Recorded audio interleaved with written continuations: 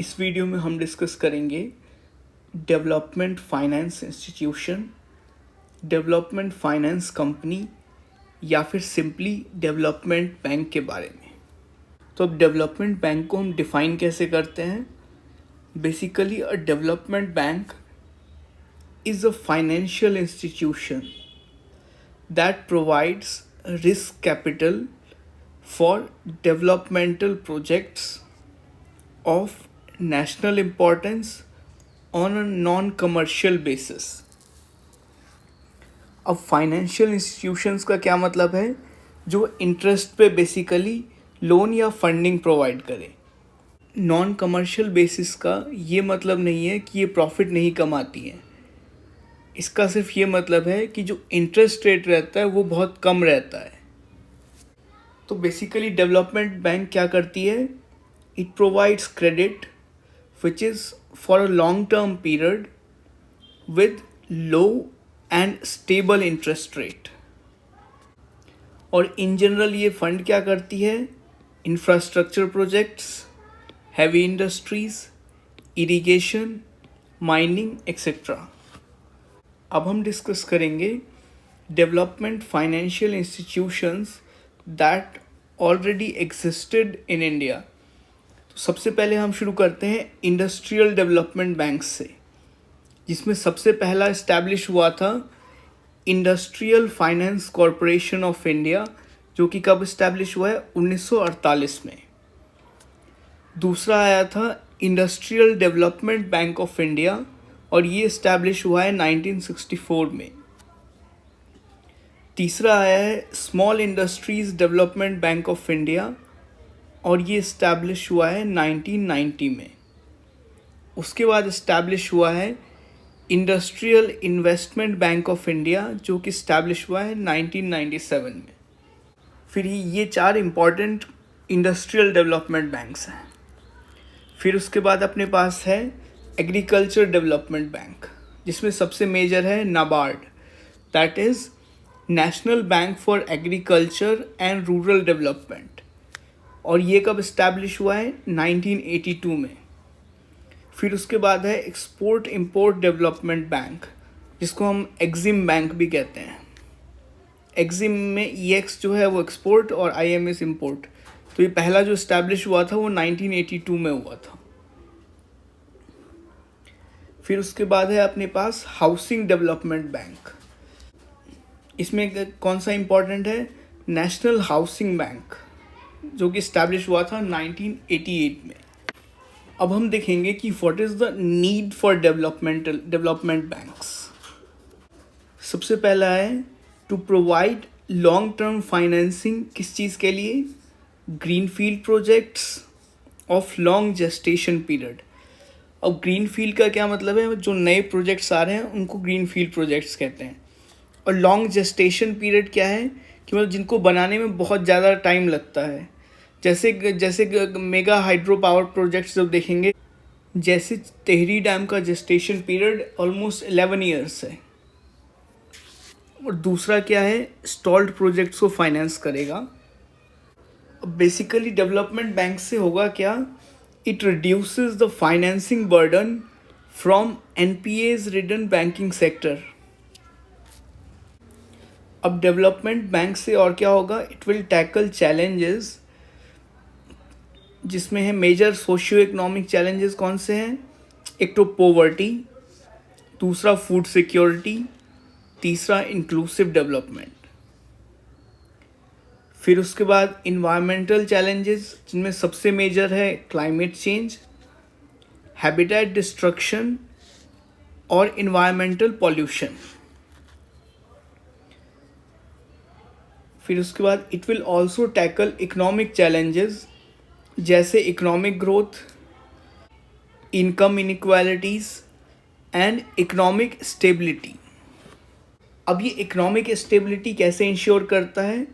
It provides financial cushion कब? During financial crisis. मतलब financial crisis में बेसिकली है क्या कि बैंक्स एक के बाद एक फेल होने लगते हैं, तो उस टाइम एक डेवलपमेंट बैंक होगा तो एक एडिशनल अपने पास रिजर्व होएगा प्रोजेक्ट्स को फाइनेंस करने के लिए। जैसे 2008 का फाइनेंशियल क्राइसिस। फिर उसके बाद ग्लोबल फाइनेंशियल डेवलपमेंट रिपोर्ट, जो कि कौन निकालता है? World bank. इस रिपोर्ट ने क्या कहा है कि India needs to strengthen domestic financial institutions and it emphasised on reliable and long term finance. अब हम कंपेयर करेंगे कि 1991 के LPG reforms, that is liberalisation, privatisation, globalisation के रिफॉर्म से पहले और बाद में इंडिया का सिनारियो क्या था। तो सबसे पहले हम 1991 से पहले का देखते हैं। तो उस टाइम क्या था? Access to cheap funds from multilateral agencies, मतलब इंटरनेशनल बैंक से बड़े आराम से सस्ता लोन मिल जाता था। फिर दूसरा क्या है? जो development financial institutions bond issue करते थे, उन बॉन्ड्स को एसएलआर स्टेटस दिया हुआ था। दैट इज़, इससे होता क्या था कि जो बैंक हैं वो act as a direct source of fund for these DFIs. मतलब डीएफआईज किसी प्रोजेक्ट में पैसा लगाएगी तो वो पैसा भी तो कहीं से आना चाहिए ना। फिर उसके बाद DFIs were directly funded by RBI via long term operations. तो पहले दो मेजर डीएफआईज के फंडिंग के सोर्स क्या थे? एक तो एसएलआर के थ्रू बैंक से, और दूसरा था लॉन्ग टर्म ऑपरेशंस के थ्रू आरबीआई से। अब 1991 के लिबरलाइजेशन के बाद क्या हुआ कि DFIs became dependent upon market borrowings, क्योंकि अब एक तो एसएलआर का स्टेटस हटा दिया और दूसरा जो आरबीआई लॉन्ग टर्म ऑपरेशंस के थ्रू फंड कर रहा था वो भी बंद हो गया। तो वो किस पे? डायरेक्ट मार्केट बोरोइंग्स पे डिपेंड हो गया फंड के लिए। फिर उसके बाद Narasimhan committee on financial sector reforms, इसने क्या रिकमेंड किया कि डेवलपमेंट फाइनेंशियल इंस्टीट्यूशंस को डिस्बैंड कर दो या फिर कन्वर्ट कर दो कमर्शियल बैंक्स में, जिसमें सबसे पहले industrial development bank of India को 2004 में कमर्शियल बैंक में कन्वर्ट कर दिया गया। अब हम डिस्कस करेंगे चैलेंजेस टू डीएफआई। सबसे पहले इकोनॉमिक चैलेंजेस देखते हैं, जिसमें सबसे मेजर क्या है कि developmental projects have a very long gestation period. अब जेस्टेशन पीरियड का मतलब क्या है कि कोई एक प्रोजेक्ट है, उसमें हमने पैसे इन्वेस्ट किए, तो अब पैसे इन्वेस्ट करने से लेके प्रोडक्शन शुरू होने तक ये जो टाइम गैप होता है, इस टाइम पीरियड को जेस्टेशन पीरियड कहते हैं। तो इन जनरल डेवलपमेंट प्रोजेक्ट्स का जेस्टेशन पीरियड काफ़ी लंबा होता है। फिर उसके बाद है अपने पास accessibility to reliable and cheap funds. तीसरा क्या है? कमर्शियल बैंक्स की पुअर फाइनेंशियल हेल्थ। फिर अपने पास है गवर्नेंस चैलेंजेस। जैसे पहले नरसिम्हन कमेटी की रिकमेंडेशन पर डेवलपमेंट बैंक्स को डिसबैंड कर दिया था, जैसे अभी फिर से हम डेवलपमेंट बैंक को वापस लेके आ रहे हैं, तो ये पॉलिसी अनसर्टेनिटी नहीं होनी चाहिए। मतलब पॉलिसी शुड बी क्लियर कि ऐसा होएगा और ये लॉन्ग टर्म में ऐसा ही होएगा। उसके बाद है जुडिशियल डिलेज। जुडिशियल डिलेज क्यों इम्पॉर्टेंट हो जाता है कि सपोज़ कीजिए किसी प्रोजेक्ट को किसी डेवलपमेंट बैंक ने फाइनेंस किया, अब उस प्रोजेक्ट में कुछ लीगल इश्यूज हो गए जिसकी वजह से प्रोजेक्ट स्टॉल हो जाता है। सपोज़ कीजिए इनिशियली मैंने डिटरमाइन किया था कि प्रोजेक्ट का कॉस्ट मुझे 500 करोड़ पड़ेगा, अब वो प्रोजेक्ट एक्सटेंड हो गया फर्दर, ऑलरेडी जेस्टेशन पीरियड लंबा था और अब वो और 10 साल एक्सटेंड हो गया। तो अब क्या होगा? वो 500 करोड़ जो मैंने उस टाइम कैलकुलेट किया था वो अब बढ़ के हो जाएगा 1000 करोड़। तो ये जुडिशियल डिलेज इसलिए सिग्निफिकेंट हो जाता है। फिर उसके बाद है इंटर डिपार्टमेंटल कोऑर्डिनेशन, क्योंकि हर एक डेवलपमेंट प्रोजेक्ट्स में government departments, even private sector, ये सारे इंक्लूडेड रहते हैं, तो उसकी वजह से भी डिलेज की पॉसिबिलिटी रहती है। फिर उसके बाद रेगुलेटरी एंड मॉनिटरिंग फ्रेमवर्क, मतलब अब अगर प्रोजेक्ट शुरू हुआ है तो उसका उस पर काम का प्रोग्रेस कैसा हो रहा है वो भी तो कोई मॉनिटर करेगा, फिर काम की क्वालिटी को भी तो कोई रेगुलेट करेगा। तो ये सारी चीज़ें हैं। एज अ पासिंग रेफरेंस देख लेते हैं कि अभी के कमर्शियल बैंक्स के पास एनपीएज इतना ज़्यादा है क्यों। सबसे मेजर रीज़न है उसका पॉलिटिकली मोटिवेटेड लैंडिंग, ठीक है। और दूसरा क्या है कि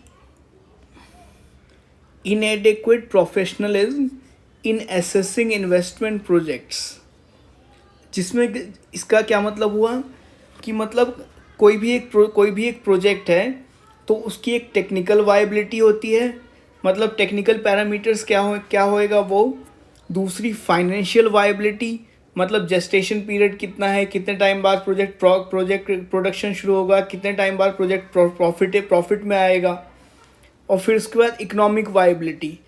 इन तीनों को ढंग से अगर एसेस ना करो ना तो उसको कहते हैं इनएडेक्वेट प्रोफेशनलिज्म। तो इसकी वजह से क्या हुआ कि कमर्शियल बैंक्स ने जो लोन दिए, अब वो प्रोजेक्ट जो है वो प्रोजेक्ट कंप्लीट हुए नहीं। अब वो प्रोजेक्ट कंप्लीट नहीं हुए तो बैंक का लोन वापस कैसे आएगा, क्योंकि प्रोजेक्ट तो कंप्लीट हुआ नहीं, तो प्रोडक्शन शुरू हुआ नहीं, तो प्रोडक्शन नहीं तो पैसे नहीं, तो उस कंपनी के पास पैसे नहीं है तो बैंक को वापस कैसे पैसे देगी।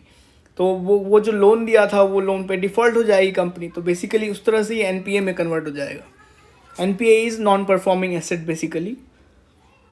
अब हम डिस्कस करेंगे कि डेवलपमेंट बैंक्स के लिए वे फॉरवर्ड क्या है। सबसे पहले इकोनॉमिक देखते हैं। अब सबसे पहले देखते हैं फंडिंग। फंडिंग आरबीआई के थ्रू या कमर्शियल बैंक्स के थ्रू होगी तो होगी नहीं, तो होगी कहाँ से, बॉन्ड मार्केट के थ्रू। और दूसरा मल्टीलेटरल डेवलपमेंट बैंक्स जैसे न्यू डेवलपमेंट बैंक या BRICS bank, Asian infrastructure investment bank. फिर उसके बाद क्या है, इफ़ेक्टिव रिस्क इवैल्यूएशन, जिसमें रिस्क असेसमेंट आता है और रिस्क मैनेजमेंट आता है।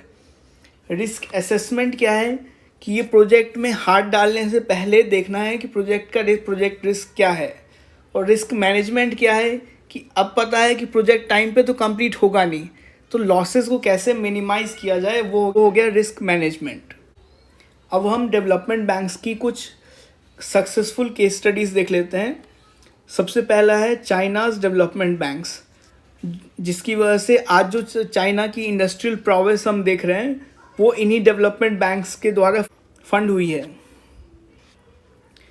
फिर उसके बाद जर्मनी में जो ग्रीन टेक्नोलॉजीज़ और सस्टेनेबल डेवलपमेंट पे की फंडिंग होती है वो भी डेवलपमेंट बैंक्स के थ्रू होती है।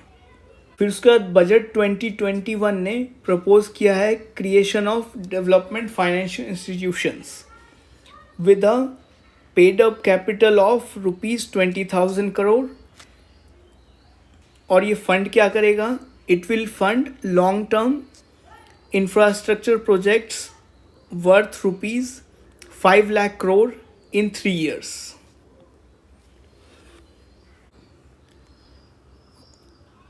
Thank you so much.